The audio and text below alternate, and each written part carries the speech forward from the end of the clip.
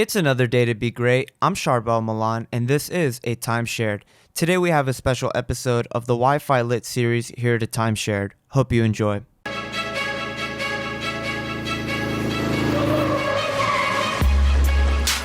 And just like every other time, we are back. My name's Charbel Milan. Today we got William Rivera. Agent Dooley. Geraldo. So as we can see, Lex hit the reverse Michael Jackson, and we got Geraldo. So before we get into this, Wait, you know, can you this say is that? What shit is that? It's 2021. Yeah, never mind. Hey, We're man. good to go. Michael Jackson was lit. So before we get into this, let's take a shot. was. This is a special episode. It's the last episode we're gonna record at this office. Geraldo doesn't drink, so he's gonna take a shot of his smart water. Hey, that's good stuff, bro. Shout Shout out to all the healthy Honestly, people I out there. might be on the same Stay way. Pass hydrated. this around. No No, cap. no, no. Yeah. I wish I had more friends. like Yeah, we got a lot of good things to talk about. Got some crypto talk. Got some, progressions. Talk about, a lot of things that have happened. But before we get to it, cheers. Good vibes. Good energy. Let's get into it. Good water. Stay hydrated. All right. I Well, bet.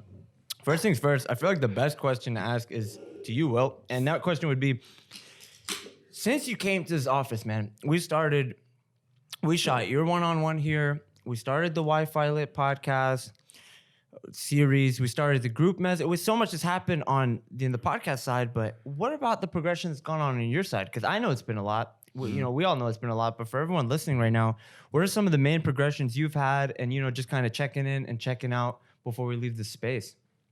The main reason why I got this office was to scale like the content side of my business. So I think content-wise, and Geraldo can touch on this too. Content-wise, like we've grown tremendously. Posted a lot of content. Me and Geraldo have been working for like 2 years. It doesn't even feel that long. But content-wise, we've grown a lot. I'm at like 20K on IG right now, 6K on Twitter, 2 point something K on YouTube. I'm a YouTube partner now, so that's like monetized now. So we've grown hella on content-wise. And then just business-wise in general, the business has grown like exponentially. And I've also gotten into like different things that I wasn't into before this office. So it's definitely helped me, separating like home and then having like the office vibes where we can work. So just kind of like giving that change of space. Yeah, for sure. I like it. So I know you've become a lot more a part of the e-com team since this location. If you want to touch on that and just a lot of the progressions that's happened here. Yeah, just really became like a creative director on top of like doing everything else too, like designing the content, planning the content, shooting the content, editing the content, and then recording the podcast, doing all that stuff. It was a lot to get done, but it was so much fun doing it, and like it felt like it didn't even feel like work when I was doing it. So I've grown a lot. I've learned a lot about content marketing and how to execute that in a way where it's not like it doesn't get stale. Like you're still dropping sauce and just having fun with it. So yeah, that's been fun. Just learning more about my role and just like growing into it. It's been a lot of fun. See, I know with content creation, all you really need is a laptop and a quiet space, but has coming to this location, because I know this is kind of actually out of the way for you, to be honest. yeah. Has making the drive here and coming here and getting into a new space and, has it really like affected your progress as far as like the content creation goes? Like, did it make you kind of feel like you had to get more serious? I wouldn't say it made me feel like I had to get more serious, but it made me more intentional when I pulled up here. Like when I pulled up here, there'll be days where I'm just kind of like I'm messing around, like I'm just chilling. I'm on my computer working on things here and there, but there'll also be days where I pull up to the office. I'm like, all right, like for instance, like last week or this week, we pulled up to the office. We shot like 3 YouTube videos, like 4 reels. Like that day was a very intentional. Like we're gonna come here and record. So the office has been dope for that. But yeah, like having an intentional workspace helps a lot in terms of like actually getting work done. It helps a ton. Oh, yeah? Well, since we started this series, man, I know maybe like a month after we got into it, that's when you got into your flip. And I know now you're actually finally wrapping that up, and everything's going great. So, how's some of the progressions been? What's some of the behind the scenes that's been going on? Yeah, man. So, and I'll be able to explain a lot more kind of after everything's done or whatever, because real estate is just so like, it's just so you never know when the end really is. You really can't, count everything until it's done. Like, for example, I told you guys we had an offer we listed it for 340. We had an offer for 360. That offer actually fell through. And then we got another offer for 355, like 5K less or whatever. So that is actually who we're looking to close with next month. But just so many like little things that happen and so many emotional ups and downs during this project. I mean, it was, I'd say, one of the best projects I ever did in terms of what I learned, but then the worst and some of the stressful things that happened. It was my first time creating a fund and raising funds from my community and putting people involved in the deals. So it was very interesting. It came with its own stresses. Made me realize I don't like flipping houses that are really old, like past 1960s. There's just so many problems inside the walls that, you don't have to deal with when you're just doing, maybe 1980s plus and you're just putting, cosmetic stuff. So Like foundation issues? yeah, I mean, like not even just foundational issues, but some stuff like, they have termite damage, just like Oh, jeez. tons of crazy stuff, when houses are older, just a little bit more work that goes into it, and the more work, the more money that goes into it. So then we spent, close to 100K for this deal. So I got to learn how to almost build a house from the fucking studs. So that was super interesting. I learned about material, prices, labor, all that stuff. So I learned so much, but of course, when you're learning stuff, you got to go through and get burned and stuff like that. So, it's very touchy-feely for me just because, again, it put me in a dark spot at a minute. But at the end of the day, I'm in the game for the long run. So even if I had to lose 50K to make 10 million in the long run, that's a W for me. So I'm just very, forward-thinking. So I think just being able to learn from experience is just, it's priceless, So, like fingers crossed we'll be closing next month. I think like May 16th or something like that. But I'm excited to really share not only the things I did right, but the things that I did wrong, because I think that they're almost even as important. Because it's not, in flipping, it's not even just about, what to do. It's about what not to do so you don't fucking lose your ass, So just learned so much, dealing with our investors as well, communication skills and managing funds. It was just like, the whole 9 yards. I'd say I learned like maybe 5 deals worth in this one deal. So I'm blessed to have it happen, but I'm also blessed to get it over with, so. Hell yeah, man. Before we move on from the real estate, I just want to ask, if you don't mind me asking, what caused that lead to fall through? Because I thought they were bidding over because they didn't even want the bid war. They wanted to just close up. I think just because there was a couple cosmetic things that they wanted done that the inspection report brought up. Because the inspection report is basically someone that comes in and tears the house apart and basically says, this doorknob is loose or this light doesn't work. They basically are there for the buyer to say, hey, here's every little thing that you may find an issue with, inside the property. And these were things that were simple and were ready to, execute on and finish before closing. But I think just because they were offering so much, 20K over what we listed it for, at that point, that specific buyer just wanted, I guess, a house that was just ready to go as is, which I don't know if they're fine that in this market, but I think that's just what they were looking for. So the second buyer that we had, the things that were, they came up in the inspection report, they were willing to kind of work with it. And I think that's just because the market is so hot. I mean, there's people that have been on the market looking for houses for fucking 6 months, So when someone finds a deal that could work for them, a lot of them are just willing to really compromise and, kind of work with us. So, I think the inspection report sometimes can scare off, especially new first-time home buyers, because when you see a list of 60 things on the inspection report, but 20 of them are this screw is loose, this door. Really stuff like that? Yeah, Oh, because God. the inspector basically gets paid to find things to potentially warn the buyer of what they're buying, So they get really in depth, and I mean these reports, or even on the nicest houses, are really long, just because they're so in depth with the things that they look for to warn the buyer. Again, because their fiduciary responsibility is to warn the buyer for anything that may, scare them about the property. Jeez. See, I feel like that's a really good segue into a question that I was about to ask. And I was going to say, in you guys' opinions, and I feel like you have a lot to say about this because e-com gets really diverse, but what's a problem in the industry you're a part of that you've identified that a lot of other people who are also in the industry haven't identified? in terms of like real estate or flipping in general, or I guess with you, real estate, flipping, wholesaling, with you, e-commerce and the entire marketing behind, all the stuff you do, and with you, content creation. Like, what's something that like you've identified as like, damn, like, okay, like I'm glad I learned that because I was doing that wrong, but like I still see a bunch of other people like preaching about how to do it a specific way, and it's not the right way to do it. For sure. I think the biggest thing for me is just people are so worried about the money part, and they're not worried about the two biggest things, which in my opinion are finding a deal, especially in this market where, I mean, the inventory is so low unless you're really creative. So like, I'm like, it doesn't matter if you have $1 million. If you can't find a fucking deal, you don't have any asset to buy, number one. And then number two, people that don't have money on the other side, they're like, man, I don't have money to flip, which again is understandable. But to me, if you find a deal, which is basically an opportunity to make tens of thousands of dollars, the money is there. Like, there's someone that will come and fund the whole deal. They may take a bigger percentage because they're putting up a lot of risk.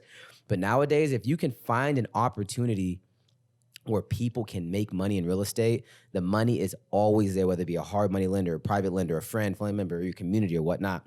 So that's not the biggest deal. It's about finding the deal. It took us almost 60 days to find this deal, And then secondly, just your team and the fluidity of it all. I mean, even things on doing things in the correct order and having your contractors on board with you. Like we wasted weeks because we did things in the wrong order, but we should have ordered the materials for our floors 3 weeks ago because it took 3 weeks to get there, but we didn't fucking know that. And especially because COVID, wood and stuff like that is at an all-time low because manufacturing is hard. So, we could have just done a simple thing of ordering the floors 3 weeks ago, but okay, we're ready to floors, we order it, and now we're set, back 3 weeks, which in real estate terms that's money. That's thousands of dollars that we're wasting on interest payments. So I think just having the fluidity of your team, mostly your contractors, because those are the people that actually turn your house from zero to hero. And then number two, just being an opportunity finder and being able to find these deals. It doesn't matter how much money you have, all your connections. If you can't locate an opportunity in the market, then it doesn't matter because your money doesn't go anywhere. So again, just to kind of shorten it, finding the deals and pretty much having some solid contractors and a team to take your project from zero to where it needs to go. Jesus, before we move on, let's take a shot. I felt like I flipped a house for a second there. Holy shit. I know what Will wants. Oh, God. Oh, no, we got to go with the Sereno or... It's not delivery, it's DiGiorno. Actually, fuck it, I'm gonna stick with the crown. You want to save it for the next round? All right, we'll do Man, it. crack the seal, bro. You might as well mix. No. I don't even know what that is. Like, what is it? DiGiorno? Yeah, I don't know. My boy K Rice, he was the first person that introduced me to that. But that joint was smooth, though. And I'm not even a liquor drinker. So if I'm saying it's smooth, this shoot right here, that's just But smooth what as is MJ. it? Like, This this is alcohol, whiskey. nigga. Like- No. Like what type? This is whiskey. That's whiskey? I thought whiskey was white or clear. No, this is whiskey. Crown Tweaked. Royale. Yeah, Crown Royale whiskey. But what is that? Like, what actual... Is it rum? Is Is it cognac? brandy? Is it cognac? It says Italian liquor. Is that What your the question fuck or is no? that? Shit, I don't know. But I mean, that I'd assume shit it's lit. whiskey too. I mean, what is it? What is it? Whiskey, cognac, and what else? And vodka? Rum. That's it? There's rum, Oh, there's hella vodka, tequila. There's... Oh, there's a lot. I have no idea. But anyway. I don't even know. All my boy know is Smart Water, Life Water, Box Water, and Fiji. He's bringing on his tacos, bro. Water, bro. Dude, holy shit. All right, let's hit this, and then let's go deep into fucking e-commerce. Let's hit it. Smart water. Oh my god. Oh, Will. That's a good chaser, though. All right, man, let's get into it. Will Wop, the legend. So, Will, you've been in e-commerce for a fat minute, and you're the guy that honestly made me like reevaluate how I felt about e-commerce. Because it does get annoying when you're on like YouTube and you're just trying to watch a video and it's just like all the ads and whatnot, and you're like, okay, clearly that's not a real avenue to make money. But then when you meet someone like you're like, holy shit, people are out here making tens of thousands of dollars on doing e-commerce, and it's easy to like. Same with Forex, same with flipping. It's a lot of industries. It's like easy to see online, but when you meet someone doing it, it changes your perspective on it. So based on all your experience, like, what is something that you think, or not really that you think, but you see people doing wrong that you've done wrong, but you eventually corrected, and what's some advice you would give someone that's like deep in the market, but like common mistakes? I think if like you're amateur mistakes? if you're looking to get into e-commerce, I think number one is you got to realize there's multiple ways to do it. So when I first got started, I thought that drop shipping was like the only way to get into e-commerce, but there's so many ways. Like you got Shopify drop shipping, you got Amazon FBA, wholesale and private label, and retail arbitrage too. You got even selling digital products online where you're making like 99% margin, 100% margins. You know, that's still e-commerce. E-commerce is just selling anything online, right? So there's a style for everybody. If you want to build a long-term brand, then you can do that. You know, with Shopify. Shopify has accounts with like Fashion Nova. Like Fashion Nova uses Shopify. Movement Watches uses Shopify. Gymshark uses Shopify. It's a good platform to build a brand on and build good websites on. But a lot of people don't have the end goal of building a long-term brand. They just want to make quick money. And drop shipping, you can make quick money. Amazon wholesale, you can make quick money. So like the thing with drop shipping that a lot of people don't understand is there's a couple more moving parts than there is with Amazon. With drop shipping, one, you have to find a good product to sell. And that's another thing that I'm gonna touch on. A lot of people think they need to find like tons of products to sell to make a lot of money, when in reality, you only need one product to work to make over 6 figures, even over 7 figures. Every successful store that I've ran, it's always been just one product that makes 95% of the sales. And the 5% comes from like upsells and just different things, right? Another thing is a lot of people think they have to be everywhere. They need to be running Facebook ads, Instagram ads, Snapchat ads. You really just have to be good at one platform. For 4 years, I only ran Facebook ads. I started getting into Snapchat ads like a couple months ago. So really, if you master one platform, that's enough to make $1 million, right? Snapchat ads are slept on though. So if you're hearing this, you should hop on Snap. There's a lot of money to be made there. So, and even on the agency side, a lot of people don't know how to run Snapchat ads. So there's a big opportunity right now to create like a Snapchat ads agency if you educate on how to run ads on that platform, and then start running those types of ads for different e-com brands out here that aren't leveraging it already. So that's a gem right there. But Amazon wholesale is very different from dropshipping because there's no marketing involved, because Amazon already spends millions on marketing for you. And the brands that you're selling on there already spend millions on marketing for you. So like, let's say you got into dropshipping, right? And you weren't successful at it. It's probably one or two things. One, you didn't find a good product, or two, you just simply couldn't figure out the Facebook ads part of it, or like the Instagram ads part of it, right? So I encourage those people to either reevaluate the product that they were selling or to switch over to Amazon wholesale, because some people, like, you're not going to figure out the marketing. Like, it may be too hard for you, or you may not just be able to wrap around your head how to figure out the Facebook ads part of things. But with Amazon wholesale, there's no marketing involved. There's no ad spend involved, because Amazon is literally the closest thing to Google. Amazon's a search engine, but it's a search engine for buyers. People are on Amazon to spend money. And you don't have to create a brand. You don't have to find a winning product. You can literally open up wholesale accounts with brands that people already know and people already buy. Like, for example, brands like Coca-Cola. Everyone knows what Coca-Cola is. You can open up wholesale accounts with brands like Coca-Cola, buy their products wholesale, and list them for retail on Amazon, and make that margin in between without having to run any advertising, because there's already millions of people that go on Amazon to buy those products. So I think if you're starting out with e-commerce, you got to identify what your style of e-commerce is. Maybe you're someone that's really good at something already. Like, maybe you have a contracting business, roofing business, real estate business, right? And maybe your style of e-commerce is actually creating a digital product where you teach people what you're already good at. That's another way to make a lot of money online as well. And, you can go multiple ways with doing that as well. Facebook ads, organic marketing like YouTube, Instagram, etc. So like, there's multiple ways to do it online. You just got to pick your style. Jesus Christ, sauce is dripping off the table. Fuck.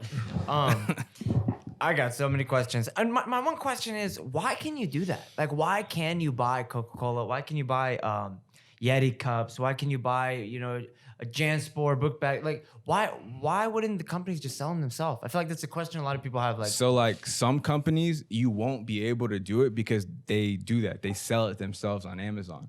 But for a company like Coca-Cola, that's literally like $1 billion company, it doesn't make sense for them to, hire a whole staff to sell it on Amazon for them, when their main focus is distribution, selling 1 million units to Walmart or selling 1 million units to this gas station or like this group of gas stations. They'd rather just sell their stuff in bulk because they manufacture it for so cheap that they still make a lot of money selling it wholesale to people that want to resell it on Amazon. So, and there's a lot of brands out there that literally their main business model is wholesale. Like their main business model is to sell to people like me so we can sell it on Amazon. Like that's their main distribution channel. That's so crazy, man. Like the divide between wholesale and retail is like 20x. That's a whole conversation. I mean, technically, like what I'm doing on Amazon is like what Walmart is doing. You know, Walmart has wholesale accounts with companies like Coca-Cola and all the brands that you see inside of Walmart, and they're buying those products for wholesale and they're just putting it in their Walmart stores and selling it for retail and making that margin in between. But Walmart has dumb leverage. I heard that they like make you come down on your prices if you want to sell with them. Yeah, because they're Walmart. You know, Yeah, they have their they have name holds leverage. weight. Their name holds weight. So it's like Isn't that crazy though? it's more of a benefit for the brand to have their stuff in Walmart because they can move product. Because people are just going to be in Walmart anyways, not Yeah. even looking for a Coke. But just because there's millions of shoppers there every day, they're going to go through the line and buy one anyway. And Amazon does it too. Like Amazon does it too. Like when you sell something on Amazon, Amazon's taking that 15% fee. And that's their Facts. way of saying like, yo, That's we facts. hold weight. Like we're going to bring you customers. So we're taking 15% of whatever you make because you don't have to run any ads. We're bringing you millions of people that shop on our site daily. You That's know, facts. You just get paid for value. That's why it's always important to know as an entrepreneur, like what people's incentives are. Which is like when people hit me up, like I keep it 100. I'm like, cool. You're just coming my DM and you're giving me game or sauce or trying to sell me something or you're just telling me something. I'm like, what's your incentive, bro? Because no one just pops in your DM to give you free game and then just dip. You know what I'm saying? They And want it's something. cool. It's cool if you want something as a business person. You deserve something if you give me value. But instead of making it awkward, make me want to ask, like, just tell me what you're offering, why I should pay for it, and we can see where it goes. You know what I'm saying? So I think it's important why people they sell it for less when you buy wholesale. If you buy one, it's $1. If you buy 10 or 100, it's 85 cents. That's because, hey, we're able to sell 1,000 units to one person versus one unit 1,000 times. So because you're helping us out by buying so much at one time, we'll help you out by lowering the price. You know what I'm saying? So it makes sense on all ends because sometimes it's just when you buy in bulk, they're incentivized to do that because I'm getting off more weight easier, quicker, you know, and I'm not holding stuff in storage. Now I can move new inventory in. So once you realize all the incentives that people have, you know what I'm saying, you start to find your place in the entrepreneur world.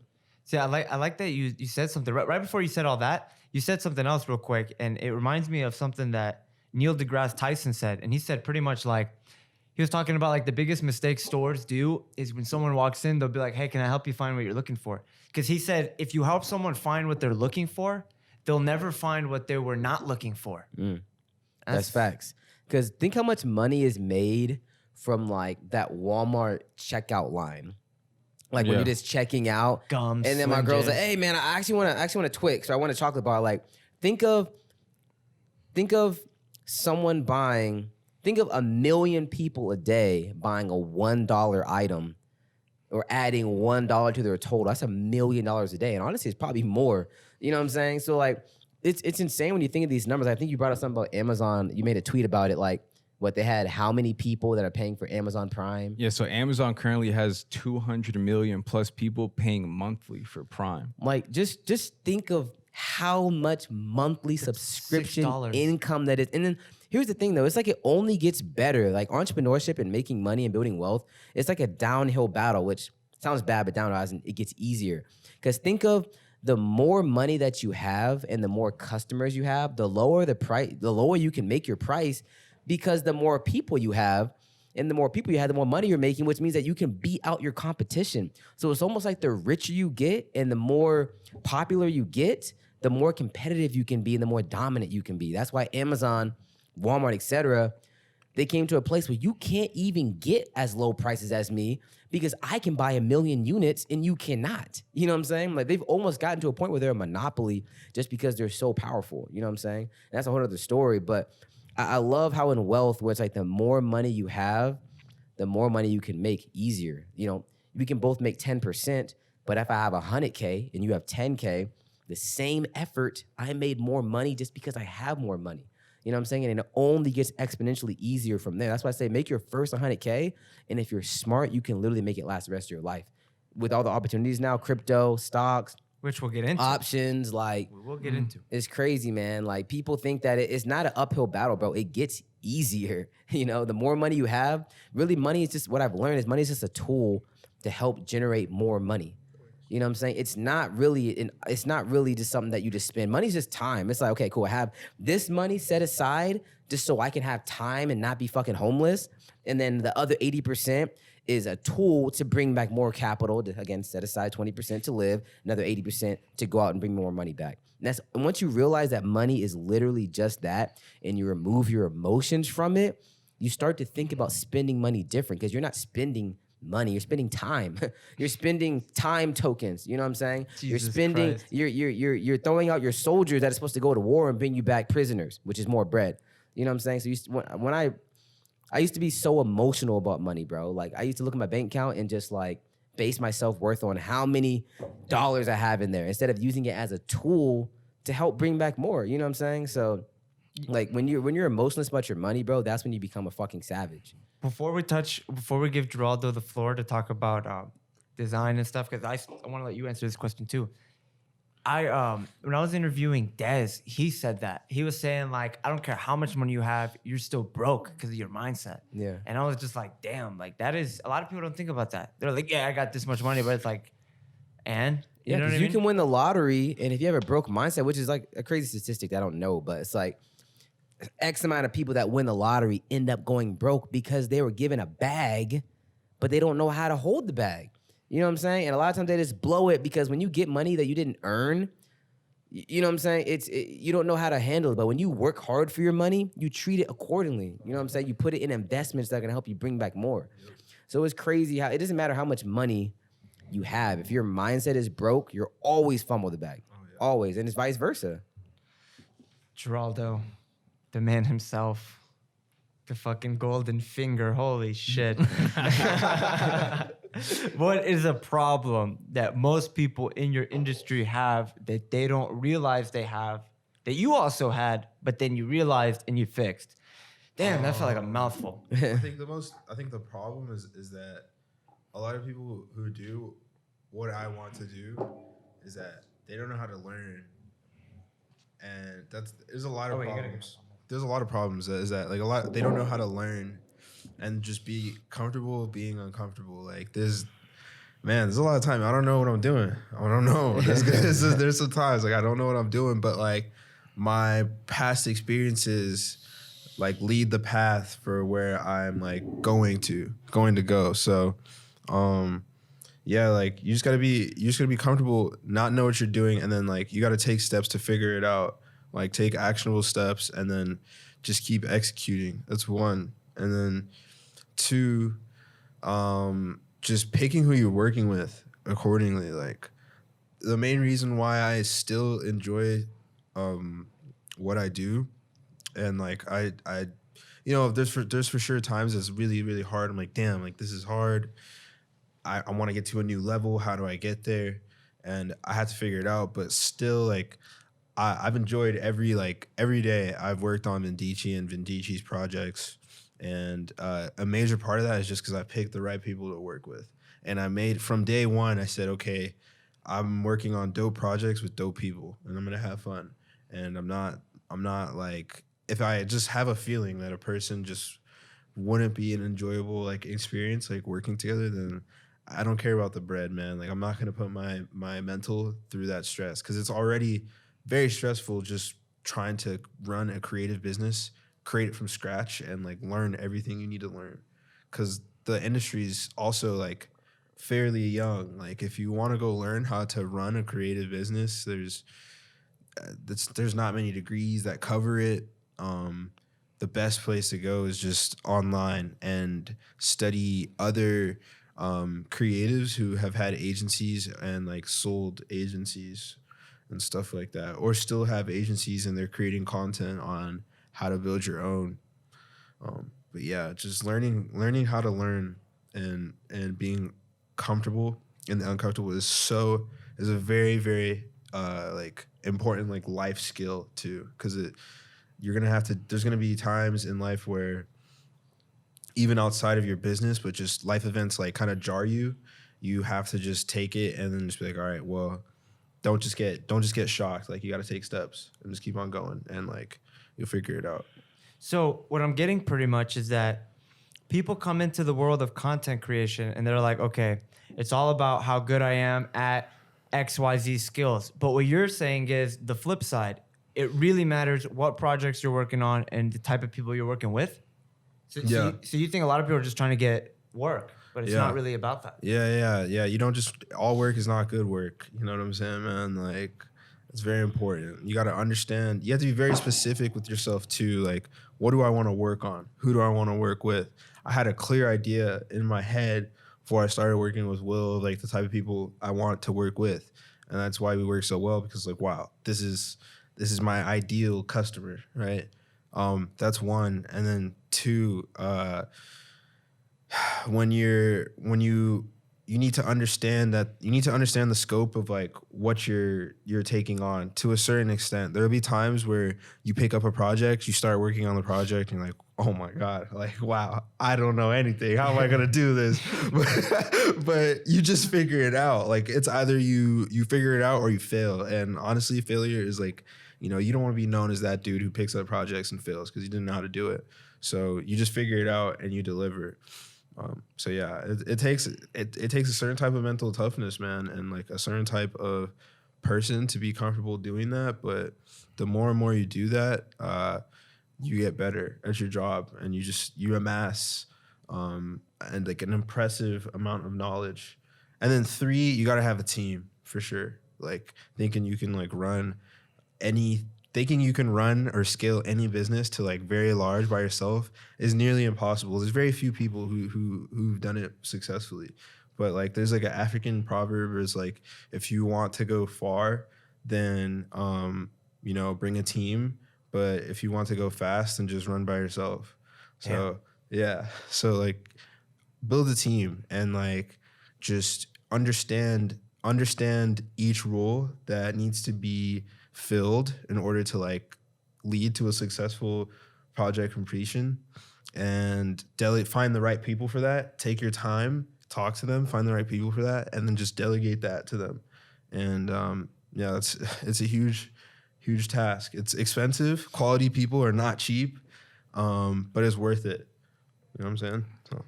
Do you think a lot of content creators take on projects and price projects, especially new projects where you're dealing with new software, new designs, and new things that you got to obviously learn how to do? Mm-hmm. Do you think that a lot of people, they value themselves too low? Like, was there ever a time where like you were just so happy to get a project that you priced it a lot lower than what you were worth, and then while you were working on it, it took way longer than you thought, and you were just like, damn, like I'm basically doing this for free? Yeah. Oh yeah, for sure. There's been a lot of times like that. Just because like it's only Vendici's gonna be like a year old upcoming, right? So I've definitely picked up some projects like that, and it sucks, but then you just learn like, okay, wow, I need to charge like 3 times the amount of what I'm doing right now. Just one, because like this is taking a lot of time. 2, I know much more than I thought I did to even do this project. And like 3, like my time is valuable, right? Like one of my homie Dylan, he told me one day, he's like, dude, like you need to remember like because I spent a lot of time working on Will's content, like all the edits, the designs. It's been like 2 years we've been working together now. So to make everything look really nice like that, it's taken a lot of time. And you can like, it's very easy to like not 100% understand the value of your time when you're just so focused on like getting the job done that you have to come back and like take a step back and be like, okay, how fruitful are the results of how I'm investing my time into what I'm doing? And how I was investing my time is, like working on the Will's personal brand, working on Econ Degree, and dude, it's done great, man. Like shit's man, Will's up. That's all I need to know. So take a shot to that. Yeah, take a shot to that. Geraldo's a living gem. Holy shit. That's all I need to hear is he's up. But yeah, man, I've realized that. So now it's just like, okay, You know, I'm doing a much better job at constructing my team. Like Russ said, he got really. I was doing this without understanding I was really doing this. Russ said like he would do everything himself coming up. Like he originally did everything himself, but as he grew and as he scaled, he knew how to do the job he needed to get done good enough so that he was able to delegate it to other people and not get duped, because like he knew how to communicate and like you know how the job was supposed to be done with the person, right? So that's kind of like what I have spent the last like 2 years doing, like just designing, editing across a bunch of disciplines, a bunch of mediums. Now I can be like, all right, well, I can tell by looking at people's portfolios and stuff, like, okay, like this person's lit, and like this person would be a good editor, this person would be a good audio engineer, to where like I have that off my plate, and now I can start thinking like more from a visionary and like creative director standpoint, instead of me like just doing everything myself. Like when you're operating from a place of leadership, you have to like take your hands out of the operation of things and put more energy into the strategic thinking of things. And that's how you can actually like lead to crazy results. So that's what I've realized over the past like year, 2 years, and like what I'm starting to like put in play and execute now. So I'm just really excited for like the release of Econ Degree 2.0. I'm designing that right now. And the new wave of content we got coming out for Will's personal brand and Econ Degree 2.0. And then we got some stuff cooking up with Rec too, but we'll talk about that later. This guy's a beauty, man. This kid, dude, I love this guy's brain. Holy shit. Oh my God. Different. All right. Before we get into crypto, because once we get into crypto, it's happy hour. All right. We're going to have to try the Disereno or whatever it's called. Oh yeah, for sure. But this is just a little fun one, you know, just a little fun. We don't even got to touch on it too long, but, you know, just because we all know ourselves the best. If you had to start a company to compete with your own company, what would you do different? Damn. Me first? The big D money. I guess which one do you want me to touch on? Like more like digital products and personal branding, or like real estate? You know, Those are like my two, you know, niches I'm kind of in or not. whatever you feel like you have the most insight on to answer the question. It's up to you, completely up to you. All right, so what's the question again? If I had to create a company to directly compete with your company, what would you do differently? Damn, that's kind of hard to answer because honestly, the two businesses that I'm in, like they're not really, I'm not saying it's not competition, but it's just so much abundance. You know what I'm saying? Like, in selling digital products, literally everybody can eat. You know what I'm saying? Like the e-learning wave has not even like really blossomed yet. Like I'm pretty sure I actually called this shit, but I tweeted like a long time ago that the learning institution, like the culture of it is going to change when companies like Google and Microsoft and Amazon come out with courses that are certified, where it's like, hey, if you take this course and complete it, it's going to hold the weight or a similar weight to a college degree. And I'm pretty sure like Google just announced something like that. Yeah. Man. You know what I'm saying? Like literally on God though, like I'm going to go back and pull that tweet up and I need clout for that because I called that shit out. Royalties. You know what I'm saying? So I guess I got tapping the bell. So for e-learning, I would say, you know, courses, digital products or whatnot, definitely just people always, because I actually have another course I'm creating right now that's going to basically teach people how to create a personal brand and then how to monetize that personal brand. Those are two totally different things. Creating a personal brand is something totally different. And you can have 100K followers, but if you don't know how to monetize that personal brand through different streams, ebooks, courses, coaching, in-person events, whatever, you know, it doesn't really matter. You know, so I think the biggest thing is just going to be marketing. Just people always talking about what course should I create? What type of content should I have in there? Should it be videos or how are you going to market it? How are you going to market it? I don't give a fuck if you have the best course on earth. If nobody sees it, nobody's buying it. Because if you think about it, you don't really know what's in the course until you buy it. So if you think about it, like if your marketing is decent, like I'm not going to say lie about what's in your course, but no one can really give you a review of your product until they purchased it, opened it, and reviewed it. You know what I'm saying? Interesting concept. So the thing is, you can't, unless you're getting reviews from other people. What I'm saying is, it doesn't really matter how great my product is because you can't really tell me how good or bad it is until you've already put money in my pocket and purchased it. You know what I'm saying? So, of course, I'm not saying put out a shitty product and just market it well because then you're going to get refunds or whatnot. But people are so focused on their niche and what to create and how to create it and the logo and the colors, but they're not worried about how am I going to get the world to know that it fucking exists. You know what I'm saying?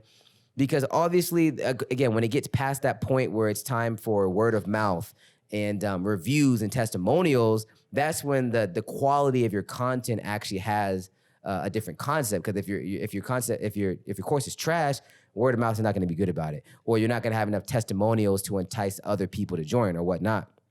But it's really just the marketing. I spent so much time thinking about content and logos and stuff that doesn't matter instead of how can I creatively get more eyes on my content or on what I'm trying to promote. You know what I'm saying? And it's a big difference between warm traffic and cold traffic. And I was mostly dealing with warm traffic in terms of people that already have been influenced by my personal brand. And those are the easiest people to close. A lot of times they'll buy your course just because they fuck with you. You know what I'm saying? They're just say, hey, dude, you gave me so much game. Hey, boy, you gave me so much game. Anything you put out, I'm buying. I don't care if it's a shirt, a fucking cooking class, this or that. They're going to purchase it. You know what I'm saying? But then there actually has to be a totally different form of marketing for cold traffic because the number one concept they have to fight against is skepticism.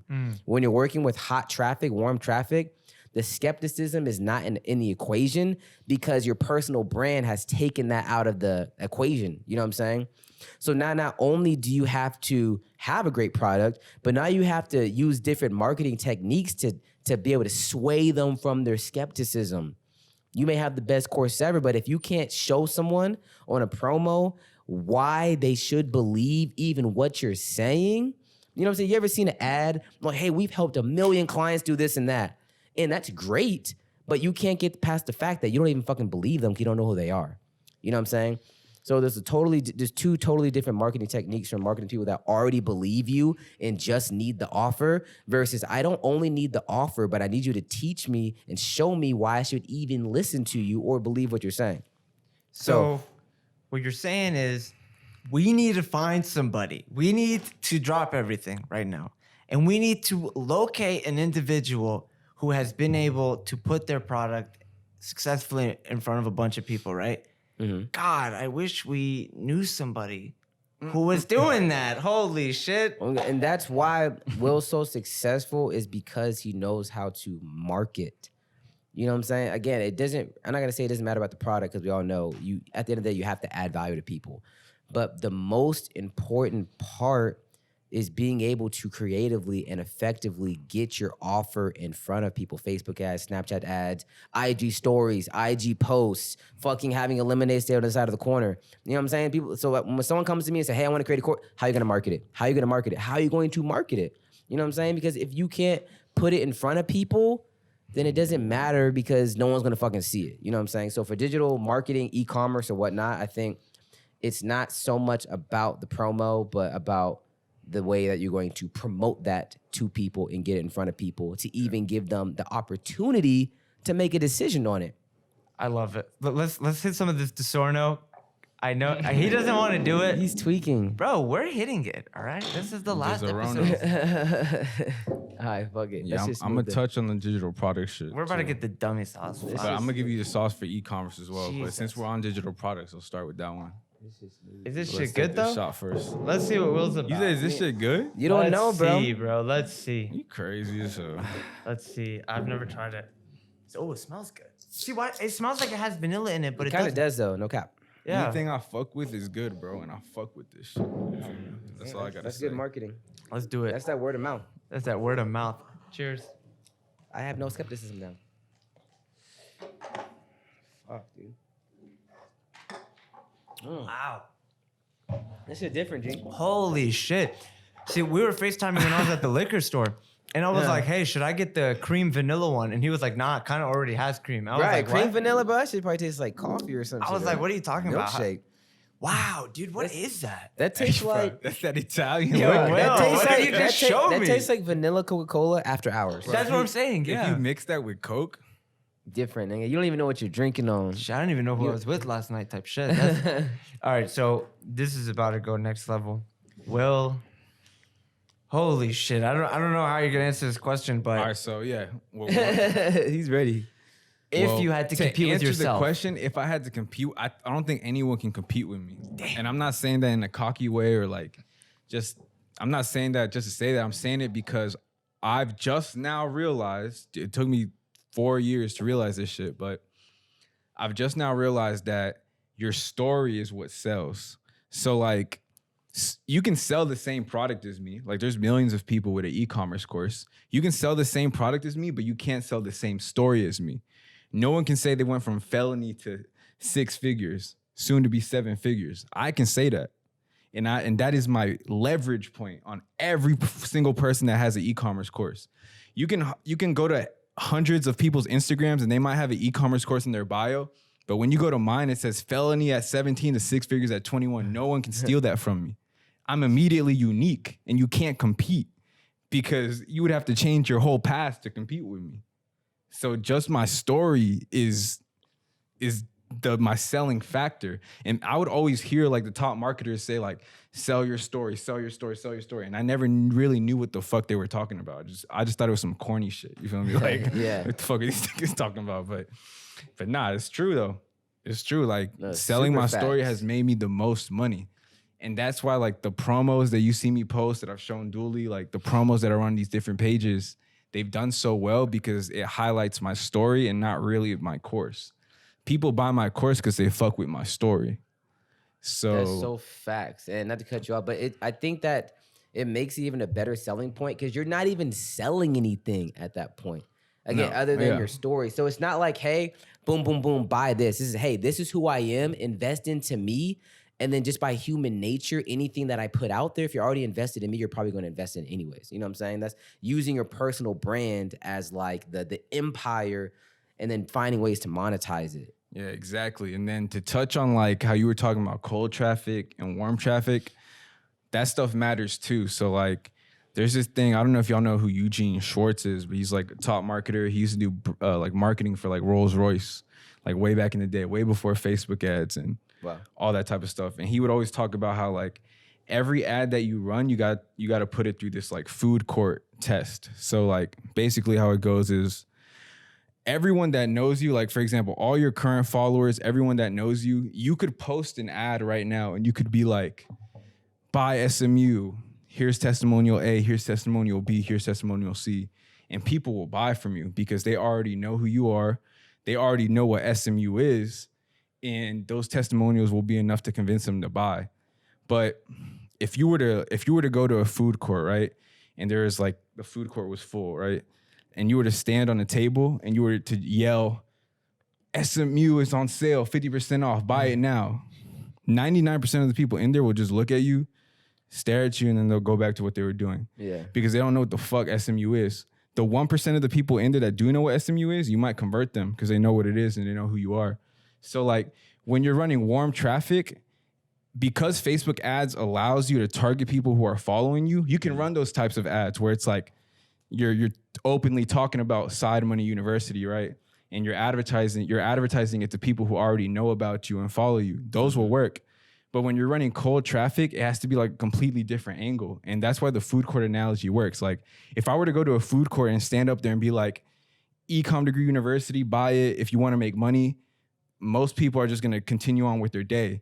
But if I were to stand on top of the table and be like, did you know that you can make money online without having to ship anything yourself or having a lot of money to starting with your own capital or any of that?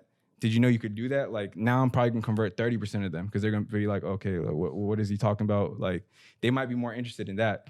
And the easier that you can simplify a message to get the most people interested with them, not like having to know your exact product, the better your marketing is going to do. So like with cold traffic, you have to come up with a message that you can place in front of people that gets them interested, even if they don't know who you are. Yeah, and you always have to like educate them to Yeah, a yeah, degree. exactly. So interesting, man. Like the concept, like marketing is all plays off psychology. That's so true though. Consumer psychology. It's all marketing. Yeah. I like that what do word you think? angle though. Like it literally is the same. It's like you're looking at a picture. It's the same picture, but if you look at it from here or from behind it, you're looking at the same thing, but it looks different based off your perspective. And it depends on people is a big thing too. Like a lot of times we as entrepreneurs we get trapped in our own heads where we might put a 5 video out, right? And that video might not do as well as we think it should have done. And a lot of times it's just because you don't have the right eyes on it, right? Like sometimes I'll post a video, right? And I think it's gonna get 10K views. The video only gets 1K views, a couple comments. And it's not because it's a bad video. It's just because my current following has already seen that type of video before. But I can take that same video, run it on a promo page in front of hundreds of thousands of people that don't know anything about me, and that shit goes crazy because it's new information that they've never seen before. That's so fact. And sometimes we get caught in our own globe of like, oh my gosh, we have 20K followers and I made a video that didn't hit. But you can show it to 10,000 people on a whole different plane that didn't know about you, and it has double the engagement with half the people. And that's like a good point, because I posted videos, I'm like, this shit should hit, bro, and it doesn't. I'm like, damn, I start to doubt myself, but it's like, no, maybe I've saturated and I have too much content that's on the same thing with people that have already seen it. You know what I'm saying? Yeah, you just have to put that same message in front of people that don't know about you or have never seen any type of your content before, and it'll blow. That's what I've learned. And a lot of times, especially if you're at the stage that me and Dooley are, where our program is proven to be valid, like we have hundreds of testimonials, like really, like I'm releasing Ecom Degree 2.0, like I'm making it better and all this, but like in reality, like I don't have to. Like my program is already valid. It works. We have hundreds of testimonials. So with me knowing that, I know that what I'm doing, like I'm already doing something right. I just have to place what I'm already doing in front of new eyes. And the key to growth in the digital product business, if you already have a valid product with testimonials and everything, is just placing that same message that you've been placing in front of people for the past year, 2 years, 3 years in front of new people. That's it. It's not creating some crazy video. Like we're always thinking like, damn, to scale my course or to scale my product, like I got to create like a dope video, a crazy ad. No, you just got to put the same message that you've been posting for the past year in front of new people. That's it. Your product's already valid. You already have the testimonials, bro. Like your shit is already dope. You just got to show your dope shit into new people that don't know about your dope shit. It's going to convert. You've just already converted everyone that follows you. And people fail to realize that. That's so. The thing is, though, even being in the space, and dead ass, bro, I don't want that to go people's heads, because literally that's something that I've caught on from Will, probably in the past like 3 months. Someone that's been in the space 3-4 years, that's something I didn't realize. But I'm thinking like, what am I doing? Because, honestly, there's been months where my sales go crazy. And then, I think the time when I realized it was when they reposted my Tesla video on SportsCenter. And like this shit went like crazy. Like I got like maybe like 2,000 followers in like a couple of days, something like that. Posting literally posting content that I've already posted, posting the same shit, but now my DMs are going crazy. I didn't make any crazy new advertisement. I didn't say anything different. I didn't do anything different. All I did was put the same information in front of different people, bro. People that have been exposed to it. If you think about it, I only have like 15K followers, but I have like 1,700 people in my program, you know what I'm saying? And I've been doing it for so long that some people, they've just seen it so long that they're never going to join. They're never going to convert because they've seen it for 3 years and they're never going to convert. Or they're already in there, you know what I'm saying? So the key is to put the same shit in front of more people, and people that are actually incentivized to get on with your program. For example, if you're selling the best fucking steak ever, and you advertise it to 100,000 people, if they're vegan, it's not gonna do well, you know what I'm saying? But if they're freaking meat eaters that went to Fogo yesterday, the same amount of people may convert differently. So that's why this was so interesting about Facebook ads, was like how you can target people down to their fucking age and geographic location. You know what I'm saying? So I think that's really the key. You don't really have to do stuff different. Do the same thing, but just have more people and more eyes on it. Yeah, do the same thing that's already working and just put it in front of more people. It's like the same thing as like having the perspective that you have to put something dope out to blow up is like such a like bad perspective to have, because it's the same thing as you saying like, oh, this Tesla video that I posted should go crazy on my page, but of course it's gonna get more views on the Sports Center page because they just simply have more followers than you. Even though it's the exact same video, it's gonna go crazier on Sports Center because they have more eyes. And it's the same shit with our ads, our value content. Like if you take your best value content video that you've ever posted, like if you go through your analytics and find it, literally, and this is advice for anyone watching this with a digital product, download your best video that you have. It could be a YouTube video, Reel, IGTV, whatever.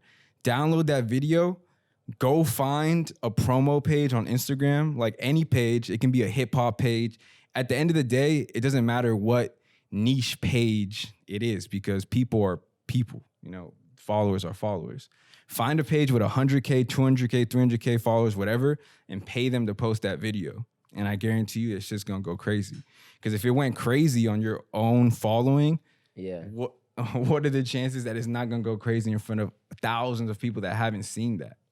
That's just so facts. And I think the first time I was even like introduced to this concept was when I was first running Facebook ads, and you were like, don't even run ads to your course or your program or your product. Run ads to your personal brand and just introduce them to yourself, and then just have them organically lead up to knowing about your product. Because we're posting about our shit on our IG store all the time. So when you post like, hey, buy this, whenever you tell someone that you don't know to buy something off rip, you know what I'm saying? Even if they want to buy it, people's ego and their pride is like, he's not going to get me. You know what I'm saying? I know I just saw this. He's not going to get me. But when someone organically starts to like your content and gain value from it, and then see that you're offering something, and they make the decision themselves, it makes it a lot easier for them to convert, because now it's not coming from a, hey, I need your money, buy something from me. It's like, hey, come to my world. I'm going to put you on game, and hey, here's an opportunity for you. Yeah. And if you do that for enough people, you'll start to see results. I've been posting content on stuff not even related to my course at all. You know what I'm saying? I've been posting just random reel, but every time I post a reel, I'm sure people will go to my page and then go to my link, and then I'll get sales that day. You know what I'm saying? That's why I always talk about the 3 C's: content, conversation, conversions. Yeah. You know what I'm saying? Post content to get people interested in what's going on, then have quality conversations, and it leads to conversions, because that's just human psychology. You know what I'm saying? It's not always about just click pay. It's about bring you into my world, see what I have to offer, and then make the decision yourself. And that's why like I try to post like 2 to 3 reels a day of just straight value, because since I'm doing all these shout outs, since I'm doing all these promos, at first I used to post all these value reels and it wouldn't really make a change to my profile. Like I was growing slowly, but it was because of that same concept. I was putting the same content that my followers have been seeing for years in front of the same people. But now that I'm doing promos every single day, I'm gaining hundreds of new followers every single day. And what's the first thing you do when you follow someone new? You go through their content. So once you add the factor of you literally gaining hundreds of followers a day to you also posting value every single day to these people that have never seen you before, they're like, wow, this dude is dope. Like this dude's actually posting valuable information every day. Oh, and wow, he does a free training every Sunday. Oh yeah, I'm pulling up this Sunday. And then you just provide value, offer them an opportunity at the end, and then boom, you just close. It's a cheat code. And that's the cheat code. Literally, when someone goes to your page, the first thing that I do, at least, I check their story, and then I check like their top, 3 to 6 posts. And if someone follows you, likes your story, and likes your first couple of posts, that can literally be like a lifelong, someone that's in your story loop. Because if you think about it, man, like I made probably 200K exclusively just off IG stories. Now, I didn't even really tap into IG posts until Neo made that thing about the overnight post. I wasn't even posting about SMU on my page. For me, I thought my IG page was about making it as, as pretty as possible and only post super awesome stuff. I didn't think about posting something to people that are on my page but not on my story loop, and then archiving it if I don't want it to be there later. But I can post it for 24 hours, do 1K in sales, archive it, and go on with the next. You know what I'm saying? Like, such little things like that added, like just doing the overnight post probably added Like I've had days where I woke up to $600 in sales. You know what I'm saying? Where it's like someone like Neo put a piece of free game out that actually made me capital in my bank, and now Neo's the coolest dude in the fucking world to me. You know what I'm saying? Like, you know what I'm saying? Like, all it takes is one thing like that for you to have lifelong respect for somebody. You know what I'm saying? So people underestimate, like, even when I talk about stocks, like, hey, my top 3 stocks, I may think that this is like the most mundane content ever. People are like, yo, I didn't even know what fucking stocks were, but now you're giving me your top 3 stock picks, bro, let's go. You know what I'm saying? And sometimes we get so much in our head, like, hey, I know this information, so everybody does. You know what I'm saying? So I don't want to post it. But some people don't even fucking know what drop shipping is, bro. You know what I'm saying? Literally.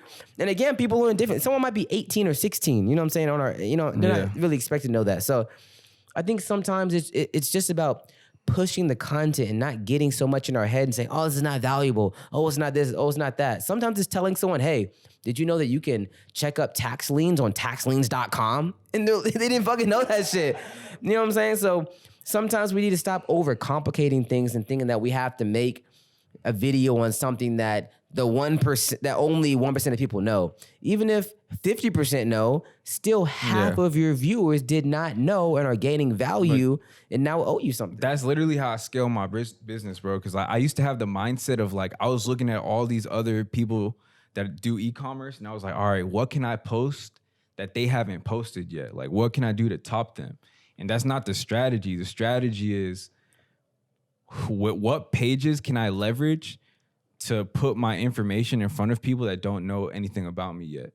You know, like it's literally, it's kind of like wholesale real estate, where it's like the person that calls that person that's ready to buy first, or like when they're ready to buy, will buy. You know, it's like, it's all about just being in front of these people at the right time, like before anyone else. Exactly. So it's like, because you think about it, there's so many e-commerce courses out there. You know what I'm saying? And to a degree, probably a lot of them teach similar content. Yeah. It's just, yo, who do I fuck with the most that I feel the best about giving my money to? You know what I'm saying? So there may be an ex-felon out there that just relates to his story and feels the most comfortable giving their money to him just because, hey, man, this guy's really put on for, you know, something that's really important in my life. You know what I'm saying? Literally, bro, like literally because I use like ex-felon in like my promos, I literally get at least one DM a day where it's like, bro, like I caught a felony like a couple years ago, or like I'm a convicted felon or whatever. Like I resonate with your story. Like I'm trying to learn e-commerce. Like that shit resonates with people when you share your story with them. Like you're gonna pull in people that really can relate with that message. Yeah, relatability is the key, bro. I always say like, if 2 people got $1 million checks, same check, $1 million, right? If Grant Cardone gets that check, like obviously you're motivated, you're excited, you know what I'm saying? Something cool to see. But if your next door neighbor gets that check, you're more excited, you're more motivated because this is literally your fucking next door neighbor that you can go and fucking talk to. You know what I'm saying? So I always say when you're building a brand, try to become their next door neighbor. Try to become someone that when you win, they feel like they win. Type thing, because people, when they can relate to you, when they feel like, hey, this is something that's actually possible for me, not just for him, that's when you start to elevate your brand versus, hey, it's just a bunch of strangers on the internet supporting to, like, hey, this is someone that I can actually relate to, someone that feels like my next door neighbor, someone whose achievements feel attainable to me. Because there's some people, bro, like I just can't relate to, bro. They're making $100K a month. I can't relate to it. You know what I'm saying? Or maybe they're not as personal on their personal brand as some people are. I get it. I see it, but they haven't built that relationship with their audience that makes people feel like, hey, something that you're doing is actually physically possible for me. Jesus Christ, I need another Disaronno. This is, I feel like holy shit. Before we get off this topic, I'm gonna drop some game, some strategic game for anyone listening to this that has a course, coaching program, whatever the case may be. Go light on me. Go light on me. Tactical shit. Damn. Hey, bro. Yeah, right. He's trying to kill me. Hey, bro, this shit is easy to drink, bro. It is easy to drink. All right. Right before we get into the hot gem of the hour, big things.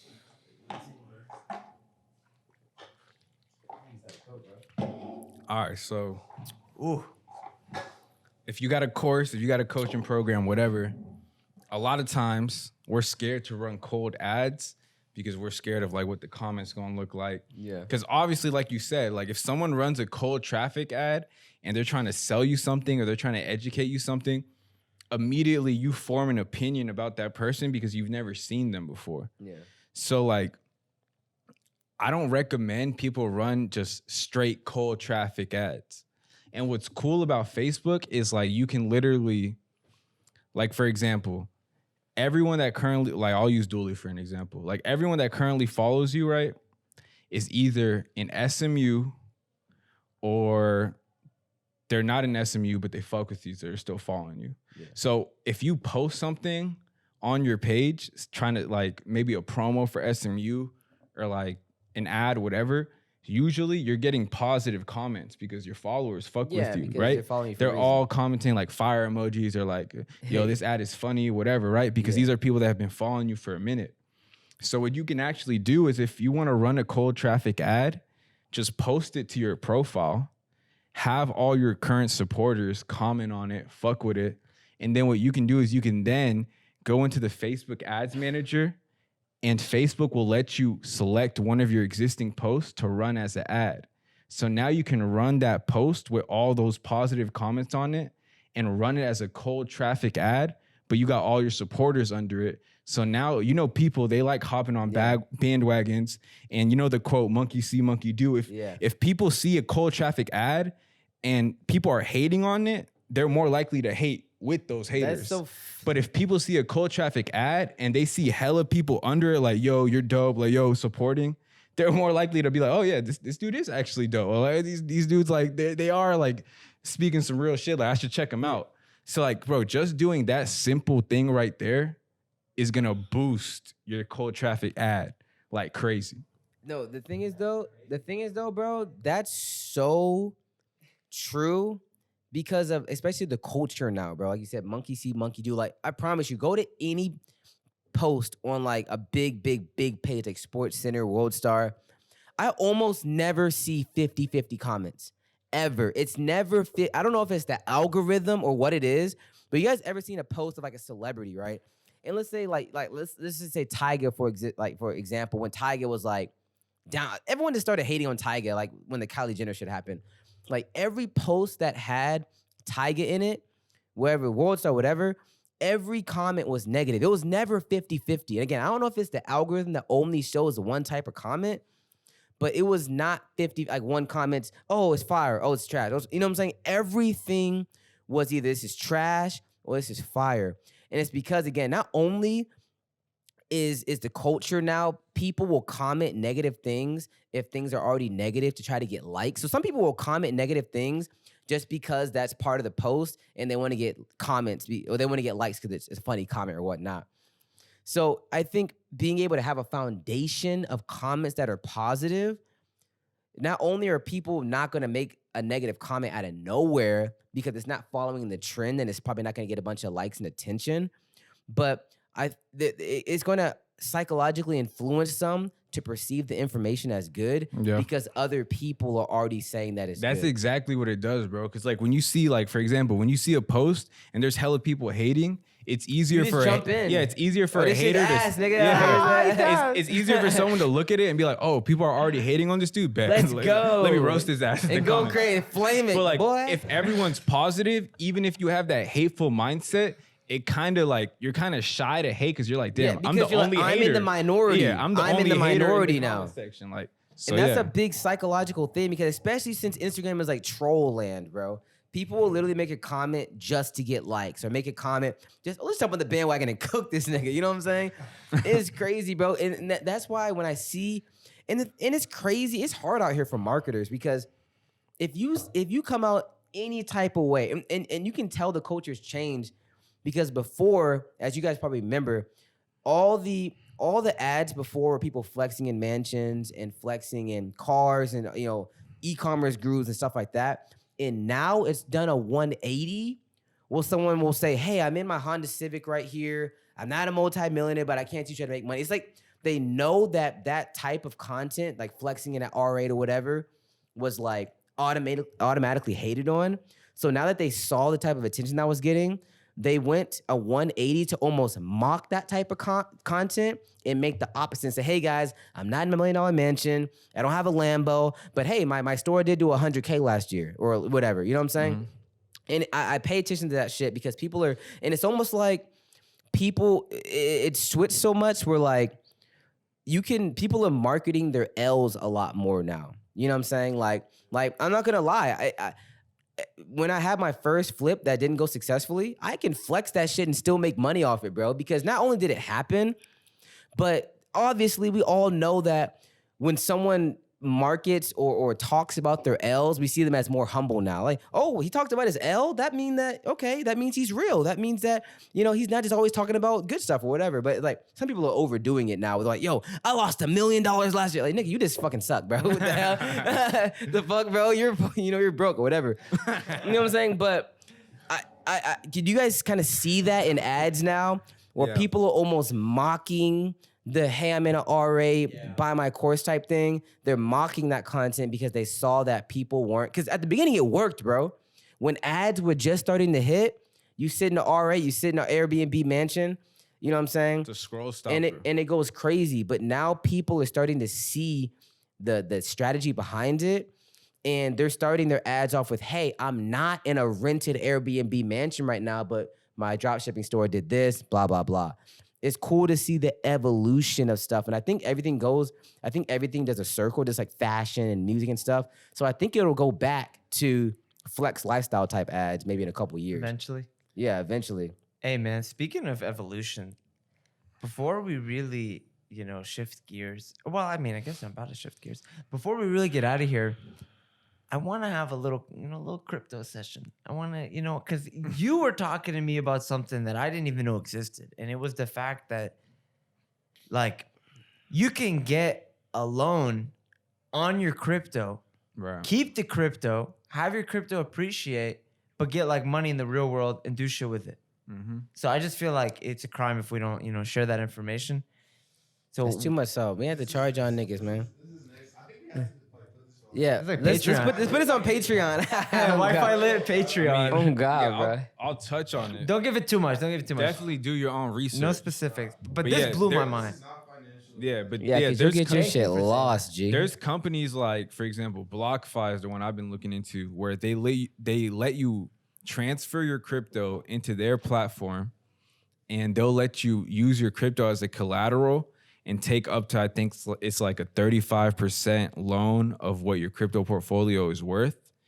And you can take a loan, 35% of what it's worth, cash, and you can use it for whatever it is you want to use it, right? It deposits into your account, no background check, no credit check. They just give it to you based on what your portfolio is worth, and they charge you around like a 9% interest rate. It may vary, like I said, do your own research, but I think that's just, it's crazy because nothing really appreciates like the crypto market. Yeah. So like for you to do that right now, especially during a crypto dip, it's like best case scenario, and this is best case scenario. Obviously, some shit could fuck up and you lose all your shit. But best case scenario, you could literally take out a loan. You could import your crypto portfolio in there, take out a loan for 35% of what it's worth, use it to either invest in a turnkey real estate rental maybe that pays you monthly, that you could use that monthly income to pay off your interest, or you could use that loan to literally just buy more crypto. And then when the crypto market turns bullish again, literally just that appreciation could pay off your interest and you got free money. And then some. That's so more crazy, than pay bro. off your interest. No, but, like there's so much like crazy stuff you can do with like crypto, like that. And like so here's what I've been thinking about in regards to the crypto market lately. And I've talked to Charbel, Will, and Dooley about this, but I was thinking like, all right, like from an investment perspective, like I'm in crypto for a long-term run, right? Like I want long-term gains. And same with my stocks. I have 2 stock portfolios, one for like trading and then one for investing, right? But if we look at the crypto market, right? The crypto market was founded in 2008, right? When Bitcoin first dropped, 2008, or I don't.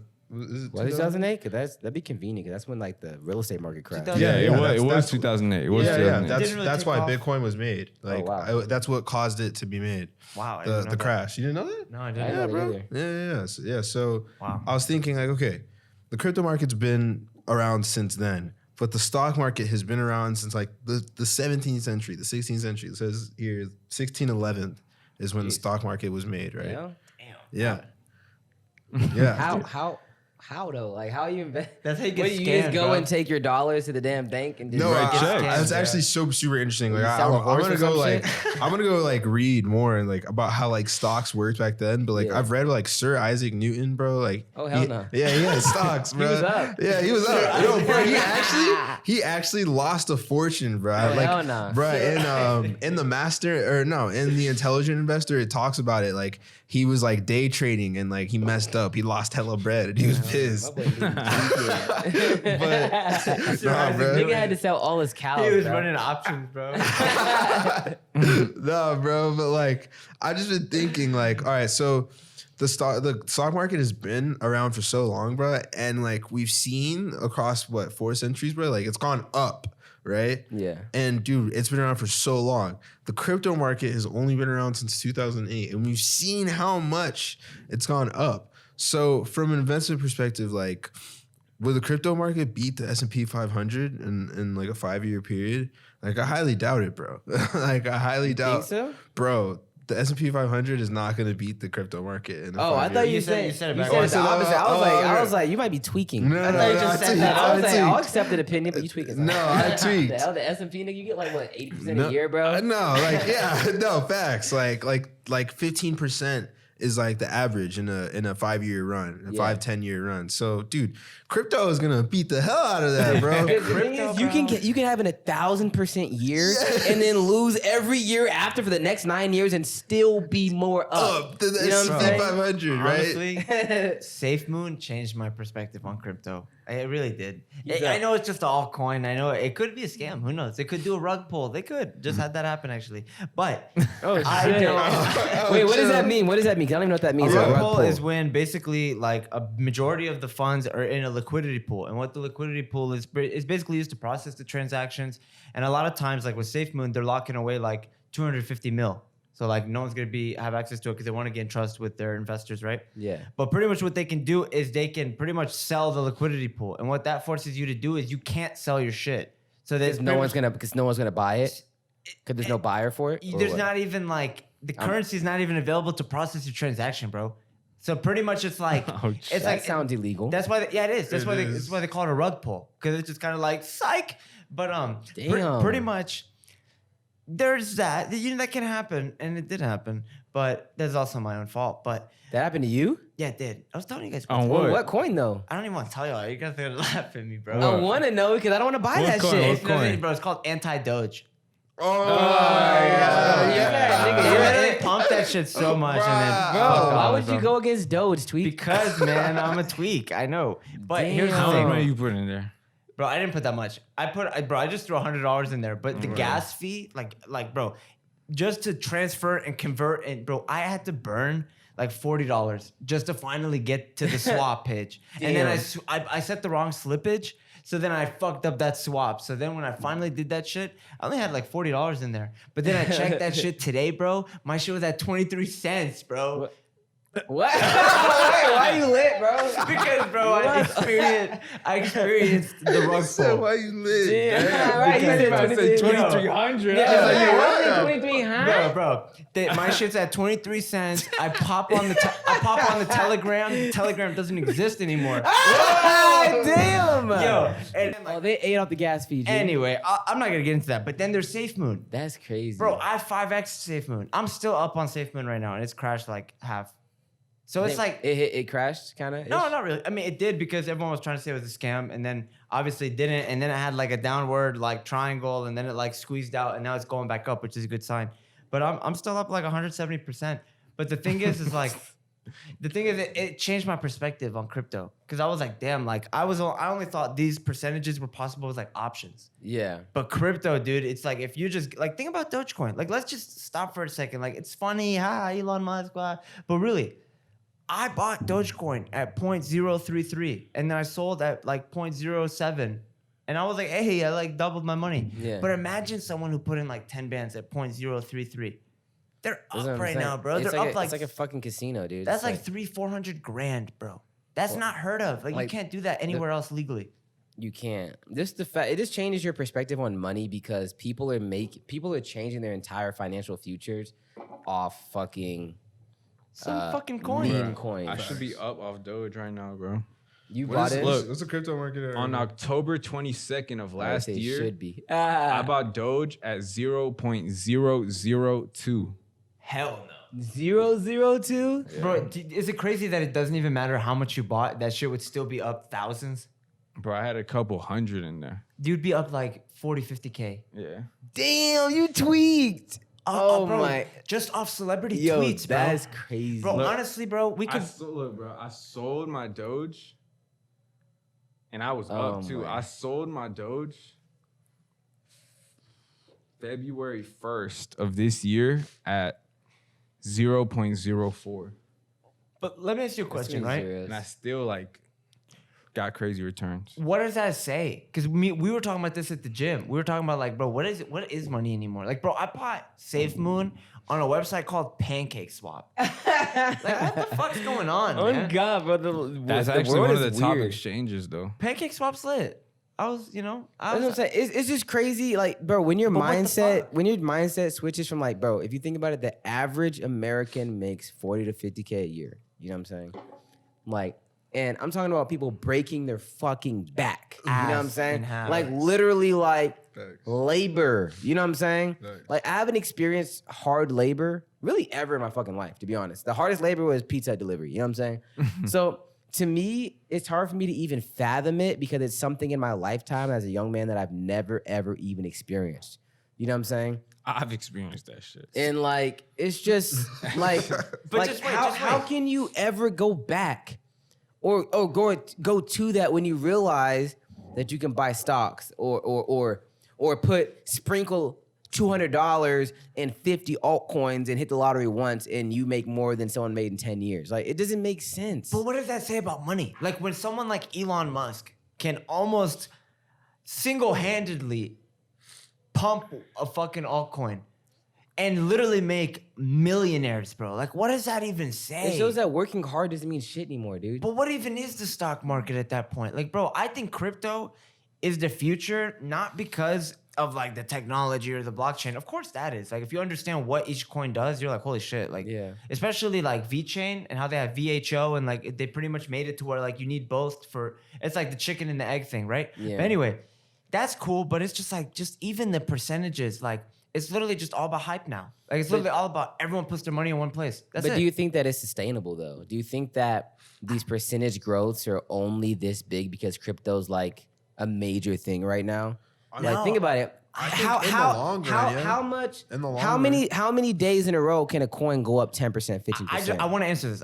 Right? Okay. I want you to have your 2 cents on it too. But I just want to say, I don't even give a fuck about the long term anymore. I'm like on a mission, bro, to like find some altcoin that blows up, and then just take that money and put it into like established crypto, like Ethereum, XRP, Bitcoin, and then do Yeah. what you're saying. Get the loan, pull it out. Like, bro, anyone could do that. Like anyone could put $1,000, bro. If you put $1,000 into SafeMoon like a month ago, they've only been going for a month and a half. You would legitimately have 100K right now after it No, dipped. you'd have more, I think. No. Right now, because it dipped, you'd have like 150. But when it was at an all-time high, you'd have like 300-400. Bro, what the fuck is that? It's insane, bro. You come up on a 300K lick, bro. You better live the rest of your life off. That's what I'm trying to say. Like, it doesn't even have to go up every day. It literally forever. can change. Like, it's insane that you can make one right investment and change your life, bro. I'm not retiring at 60, bro. You gotta be tweaked, bro. Why am I retiring at 60, nigga? I'm almost dead by then. Like, I'm not doing shit, bro. Like, I'm not even lit, bro. My knees are fucked. Like, you know what I'm saying? Like, Can't even life get is hard, just bro. so. Anyway, life is just so different, bro. And I've been thinking about it a lot lately, especially since it's the safe. Like, just like, bro, money is just. It's not what I used to think of it. It's not just something that you should cherished so much, bro. It comes and goes so easily. We just live in different times, bro. I Like, just wanted to answer your question, by the way. That's my answer to your question. Yeah. It doesn't have to go up. It's like if you go up one time and you do the right shit with it, you transfer that shit into Bitcoin, you Right. send that shit to the ledger, you're straight, bro. Chilling. That's like having it in your Wells Fargo. Like, that's the Chilling. same shit. That's what I'm saying, bro. Wells Fargo, I hate Wells Fargo now, Fuck bro. Wells Like I used to Fargo. have my shit in there, just looking at it. Yay, cool, nigga. Like I could have my shit in Bitcoin, going crazy, bro. Yeah. Like, bro, crypto and stocks need to be your bank account, bro. Not to say that it only goes up, but the thing is, if you're not in it even long term enough for you to not be able to handle these little baby dips, then you shouldn't be investing anyways. Facts. yeah, it's just how you think of money, bro. Like, I've detached myself so much from money to where it's like, if I'm not spending money every day, I don't feel like It's I'm like you're making losing money. If I'm not spending, I feel like I'm losing, literally, like what you You said. are, 'cause- so it's like I spend money every day. I spend a couple hundred every day, bro, because I have promos running for my page every day. And if my follower count on my Instagram isn't going up 100, 200 followers a day, I'm like, yo, what the fuck am I doing? Like, I'm losing bread. 'Cause that's social. I currency. literally see my followers as currency now.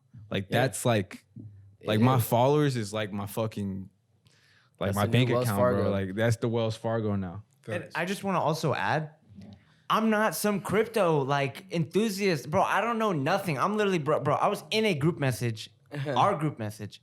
I had someone send a video, Patrick. I watched it, and honestly, I didn't even look up Safe Moon. I don't even know what the fuck Safe Moon is, bro. Honestly, I'm an idiot if you really think about it. But Oh, God. how complicated it was to buy it is what interests me, because I was like, I know a hell of other people aren't gonna do that. So Yeah. I'm gonna go through these 12, 13 steps, burn hella coin, but then I'm gonna get this shit. And then once it gets listed on exchanges where you can literally just upload your cash, buy that shit, I'm already in that I'm gonna make a return. So I and then obviously, I bought it and then went and researched it and I was like, oh shit. But I'm just saying, like, you don't even gotta be like some analyst anymore. Like back in the day, bro, you gotta fucking study the chart and you gotta Nah, know. bro, that just goes to show, like, you were in the right room. Like, your Yeah, I'm conversations. gonna go pee real quick. Yeah, your conversations literally determine your compensation, bro.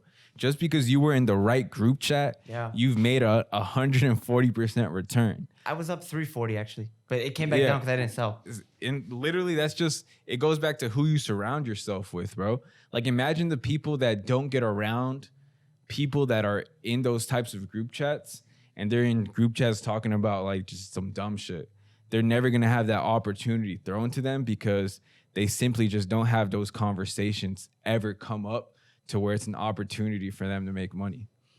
Like, literally, Couldn't agree more. if you can network your way to 7 figures, like, you could literally network your way to where you're in a group chat where just opportunities are thrown left and right in there. And as long as you execute on half of the ones that are sent in the group chat, you'll make bread. Facts. Yeah. Like, those are literally what millionaire group chats look like. Yep. Like, it's literally just all people that, are up, that want to level up in life, and all that's talked about in that group chat is opportunities. So anything that's sent in there, you can capitalize off. Facts. But like, that's why it made me just like change my perspective on just, I guess you could say money, but more about like what you're saying, opportunity, bro. Because like I'm saying, like let's imagine, like I always say this, but like imagine if, because I saw this tweet on IG or a post on IG, and it was talking about how like in 2016 or whatever, if you bought a Tesla for 70 grand, your shit would be worth like 40 grand right now. But if you bought 70 grand of Tesla shares in 2016, you'd be up like 7-8 mil. So it just goes to show like you don't have to have some long-term plan. You don't got to be some analyst. You don't got to devote your life to something. You literally just got to do exactly what you said. Be around the right people, hear the right information, and do. Like, just pull the trigger. Yeah, like imagine if in 2016 you were in the right group chat. Hell nah. Imagine if in 2016 you were in the right group chat, like a stocks group chat, and there was someone in there that said, yo, this new company Tesla, I'll buy their shit. Take a fucking mortgage and buy this shit. Just off that text, you'd be up just from you being in the correct group chat, like just with the right people. It really is who you surround yourself with. Like, I don't know, man. It just, like, dude, honestly, fuck Safe Moon. I mean, it's been going up. Hope it keeps going up. But it's like, Safe Moon isn't even that relevant. Is he straight? Did he pee or whatever? He hit his knee? Cramping, bro. I don't know. That DiGiorno hitting. Hey, there's some water in the fridge. Right. Yo, what just happened, bro? That man's hurt. Anyway, I don't even know. But how do you feel, Geraldo? I know you're like you're Dude, like the honestly, analyst guy. Honestly, bro, like the most interesting thing about crypto to me right now is just DeFi. I've been trying to like learn What is more. DeFi? I don't know anything about it. Decentralized finance, bro. So I'm not an expert on this at all, but from my understanding, bro, decentralized finance enables you to become your own bank. Just like how banks make money off of you by holding your money and then turning around and giving it to other people, lending it out, and then charging interest. That's how banks make money on top of fees and other stuff, right? Now, instead of having a bank do that, you can do that for yourself with DeFi. You can put your money into liquidity pools and then yield insane amounts of interest. Yep. And bro, like that's so insane, bro. This has literally never been this has never been available to the regular person before ever in like the history. Ty was putting me onto that game when I met up with him. Bro, dude, drop some game on that, please. Like bro. he was just like I asked him, I was like, yo, what's your favorite way? Because he was putting me onto he put me onto like staking, lending. At first I thought staking and lending were the same thing. No. They're not, they're different. Yeah. And then I asked him, I was like, yo, so what's your favorite way to make passive income off crypto? And he was like, liquidity pools. And he signed into this platform called Compound. Yep. And he was just putting me onto all this DeFi shit. And he was just showing me like, yeah, like literally like I have my sushi swap coin in here and my Ethereum coin in here. It's like pairs of coins. And he has his coins in there, which he's basically lending it to the people that are buying crypto on that platform. So whenever you buy crypto on like crypto.com or Coinbase and you pay those fees, you're like paying those fees to people that are offering their crypto to be bought on those platforms. So like literally he would just refresh like his balance and that shit would just go up. Holy Like shit. because there's lit. because there's millions of people buying crypto. Yeah. So every time someone buys like one of those coins from him, He takes a cut. He's taking that fee. And the thing that's crazy is he's taking that transaction fee while his crypto's appreciating as Is that well. what gas fees are, or whatever they're Bro, called? it's crazy. That's part of what gas that's part fees of go it. to. Ethereum gas fees are fucked, bro.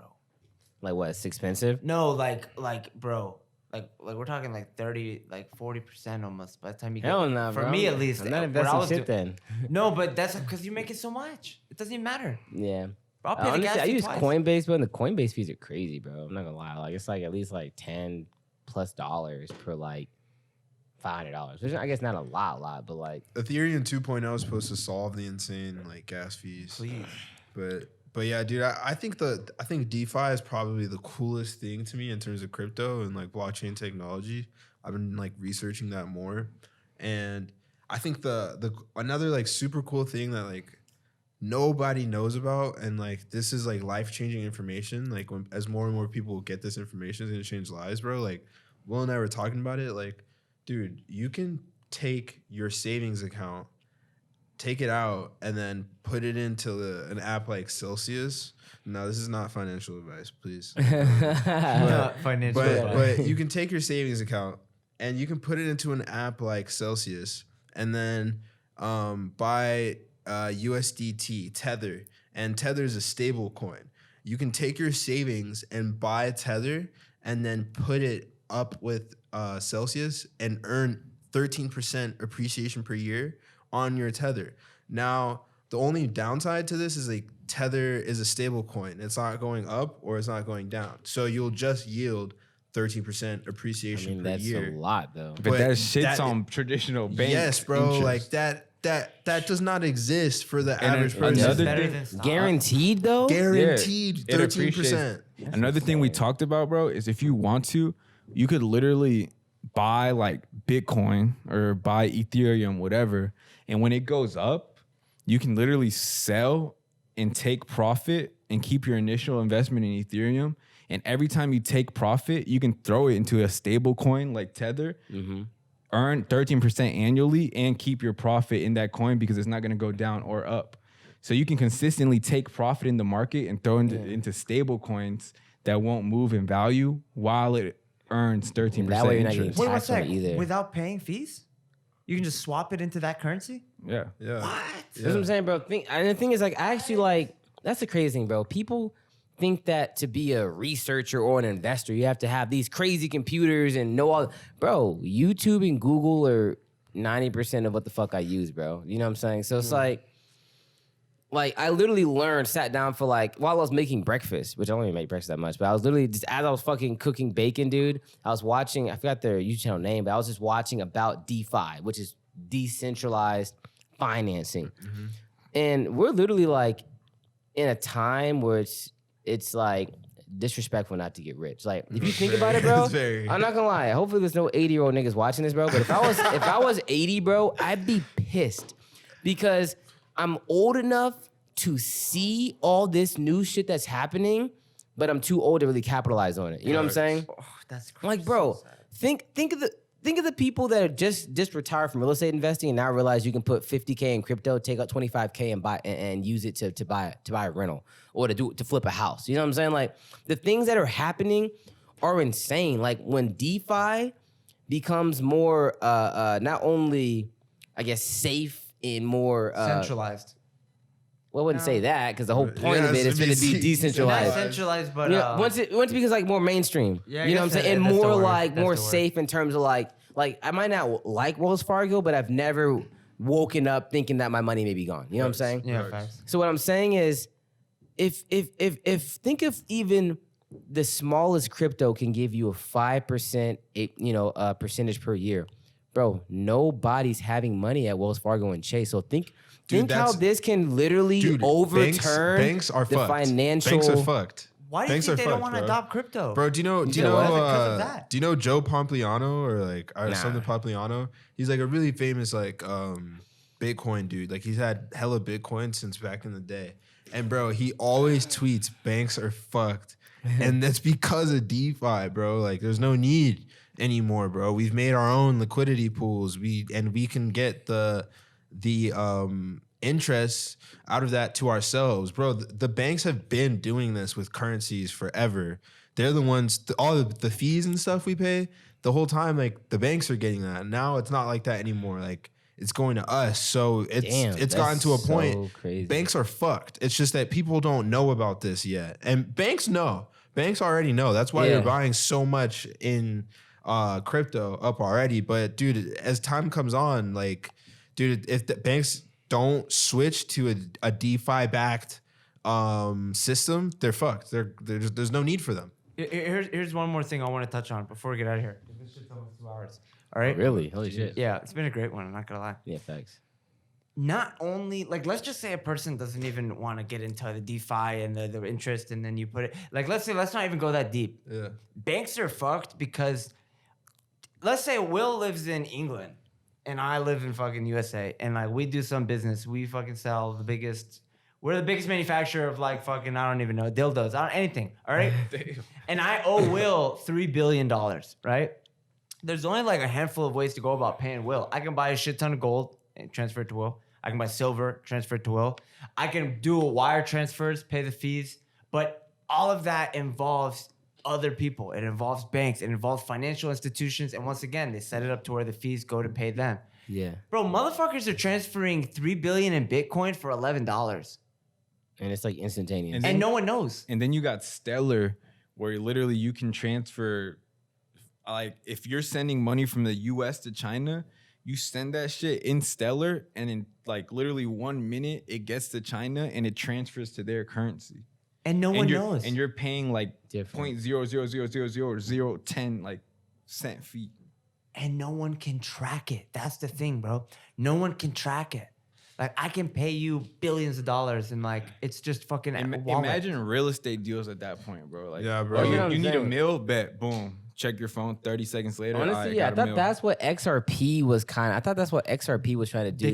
They compete. Making XRP, it like, yeah, and Stellar. They Same basically thing. do the same shit. like Yeah. think of being able to send someone $1 million for a real estate deal and it gets there instantaneously. Yeah, Like, dude, yeah. it's gonna. it's getting crazy because it's like we're taking the power back. yeah, we Yeah. are. And we're not needing these businesses and corporations to do certain things. So now they can't capitalize off our ignorance. Yeah, that's And exactly that's what it is. like- Yeah. that's just, it's a beautiful thing to see, but it's going to be interesting to see how it actually works out. Yeah. Like how much power can we actually have? And is it going to work for the better? Because I'm not going to lie, corporations, you know, they although they make money off our ignorance and what we can't do, they do a good job of providing a service because they're not a person, they're an entity. Structure. You know what I'm saying? They provide structure. So even though decentralization seems cool, and I think it will be beneficial, you know, I don't know if there being a free for all in the financial market will be the best thing, or how sustainable it is. You also always have companies like BlockFi, for example, that have like let you use crypto, but they're like more regulated. And then Coinbase too. Now that they're a publicly traded company, they're like regulated. That's but true. They deal with crypto. Or it's like innovation breeds or competition breeds innovation. So now maybe we'll still have bank-like entities like Coinbase or something, but they know that they can't tax us anymore because we can do it ourselves. So maybe instead of going full wild, wild west, we'll just have companies that offer better services for cheaper and less because they know that if they ask for too much, we'll just do it our fucking selves. So I like that the innovation is making these companies up their fucking game because they know that at the end of the day, we don't need them. Yeah, bro. I mean, dude, like the DeFi is already so far ahead, bro. Like, dude. It's ahead of its time. Dude, if what is the stat? Like less than 4 people have cryptocurrency in the world. There's less than 4 1%. people? That's cap. 4 people are in this room. Or less than 4%. 4%. It's less than 1%. I thought it was 1.5%. Yeah, okay. 1.5% of the human population owns crypto. Okay, dude, think about how much smaller that percentage is of people who understand like earning interest, liquidity pools, and staking crypto. It's even small. Bro, people don't know about that shit. That's the next tier of cryptocurrency. Yeah. So, dude, just imagine if 50% of the human population had crypto and 30%, bro, understood DeFi, bro. Like, banks would look completely different, bro. Now they'd be like, all right, in order to compete, we need to make high yield interest savings. Like, they'd be like, open a checking account today, start with 5K type shit. Yeah, like, 10% a year. Yes, bro. Because now that they're competing with you for your money, basically. At That's that facts, point. bro. Innovation or competition. And they would back their shit with Bitcoin too. Yeah, like, dude, we're about to see some crazy Life is about to get fucking crazy, bro. Before we get out of here, there's only one question that you're gonna need in the future, and that is, what is your wallet address? That's it. What is your wallet address? That's it. That's how employers gonna pay you. What's your wallet address? Right. Oh God. Literally, you gonna pull up your wallet, they're gonna scan your QR, payment sent. Oh God, bro. Yeah, there is no more Zelle anymore. Or bro. you gonna get one of those QR things on the back of your phone, just bump someone's phone. Literally, bro. Now if I'm bumping that shit on purpose, nigga. I'm jigging that shit, boy. Boink, nigga, 500K. But nah, slick though. Look, if you want to learn about crypto, slick. If you download Coinbase, they have educational videos on each currency, and they pay you to watch the videos. Like Life just the yeah, other go day. ahead and use my Coinbase link in the description. Oh, hell no. Anyways, but look, just the other day, I was learning about Stellar, and I literally got paid $10 worth of Stellar just to learn about some shit that I already wanted to learn about in the first place. Yeah, it's a good time to do it because the market's low right now. So like, if you go get all that free bread, like it'll be worth it. I started watching all that shit. I got $10 worth of Stellar. I got like fucking $5 worth of like some other shit, some V-Chain. And the best part is you can get the questions on the quiz wrong, and you can just keep hitting it till you get the right Oh, one. it's a quiz? You're like, there you go. Look, the thing is, they're actually giving you like valuable information because it's crypto. Like a lot of people don't know about. They don't know about it. So like, I was like watching the videos, like, damn, like that shit does that shit. All right, let me sign into my crypto app. 500 more of that shit. Put that shit in my portfolio real quick. Didn't know you did that shit. No, but dude, I'm super excited to see how this video ages, man. Because like 5 years from now, bro, we're talking about Stellar now, and what this is 2021. Hey, like, man. Bitcoin's at 50K as we record this. Yeah, so. Under dude, 50. like Touched 5 under. No 5 cap. years from now, bro. It's dope that we're talking about this now because there's gonna be people as we come up be like, oh, these niggas just started buying crypto. Don't listen to Right, these. nigga, we've been in the trenches, nigga. We've been in the trenches. I was listening to a podcast about Silk Road, and it was like an hour long. And obviously, you know what I mean? He ordered a couple like hits, and he didn't know that he was really getting finessed by like 3 different people who was the same guy. And What? One of them was the FBI, FBI, and it was a whole. He was ordering hits and paying for hits, and it's a whole thing. What does that mean? Like an assassination? Yeah, Yeah, assassination. bro. Yeah. Okay. 'Cause Because a obviously couple of his main. It was like an hour, but bro, at one point in the thing, they're reading the transcripts, and this man literally tells the other guy, bro. He says, "Yeah, I'm gonna send the money over tonight. Bitcoin's trading at $63 right now. If it drops by the time it gets to you, let me know and I'll send the difference." I was like, $63 that's crazy. in 2013, bro. This is gonna age Hey, look, like but fine wine. just for cred points, bro. Just for cred points, I pulled up my Coinbase. First time I ever bought Bitcoin, you can see right here. First time I ever bought Bitcoin was Can't see September 28th, 2017. Oh, you tweet. He's different. like For that. how much? He's different. Oh my god. I've been buying Geraldo's Bitcoin cool. I was since saying, for how much? What did 2017. you buy it at? Don't Doesn't worry even about it. matter, Don't worry bro. about it. Because you sold it. He bought that shit like Paper-handed 6K. ass nigga. And look, and I was buying hella of that shit. I didn't even have Coinbase back then. Look, man, all I know is it's gonna be interesting. But let's get the fuck out of here and go get food Yeah, or some shit. facts. Yeah, bro. I need facts. some food. Yeah, right. I All was right, saying, man. Charvel, close this out. Look, all right. If Oh, you, wait, hold on. Just oh yeah, you're right. for some more cred points wanna say though. one more thing. When I bought Bitcoin, it was at $4,000 per coin. What? You tweaked. That's Nice fucking big incredible. tweets. Look, I want to say one more thing before we get out of here. That's crazy. I know, we've been talking crypto, we've been talking fucking everything, we've been drinking, it's been good time, great vibes. But real talk, Will, I just want to thank you so much, man, because allowing us to be in this space, being so like having such high hospitality when it comes to an environment, because you pay to rent this place out, bro. You could Okay. tell us all to go fuck ourselves, but you're so generous with allowing me to record episodes here, doing the Wi-Fi lit series, fucking pulling up and just getting work done. I really appreciate it, man. Thank you so Yeah, no much. problem, You bro. really Yeah, made bro. this shit happen. Like, I'm being honest, and you know what I mean. Obviously, it's not the end, of course not. And I know obviously you still have your office and you're probably getting another location, but it's just nice when people genuinely want to add value and they want to see others do good. And you're one of those people, bro. So really proud for everything you've accomplished. And I'm really proud we've been able to do this. This is episode like 8 now. And shit, many more to come. So Hell yeah, bro. I always love chopping shout up out with y'all Will. boys, man. yeah, Let's get it. just like every other time, my name is Charbel Milan. Today we got, William Rivera. Agent Dooley. Geraldo. and this has been a time shared. Thank you so much. Yes, sir, ski.